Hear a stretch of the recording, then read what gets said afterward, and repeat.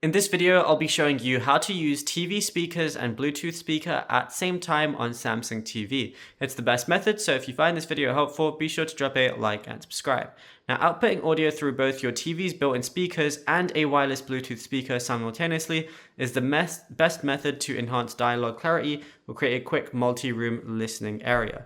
So what you want to do is go ahead and open up your core settings like so, and then go over to the all settings area. From here, go over to General and Privacy, and you're going to see Accessibility as one of the options. Now, you're going to see a lot of different things, but what we're going to do is find multi-output audio. So we're going to go ahead and scroll down because obviously there's going to be a lot of different things. Find multi-output audio and go ahead and go onto it. And then what we're going to do is it says enable both your TV speaker and Bluetooth device at the same time. Go ahead and turn that on, and then that's it. You'll be good to go. Now, if you found this video helpful, be sure to drop a like and subscribe, and also be sure to check out all our other tutorials that we've been posting on the channel as well.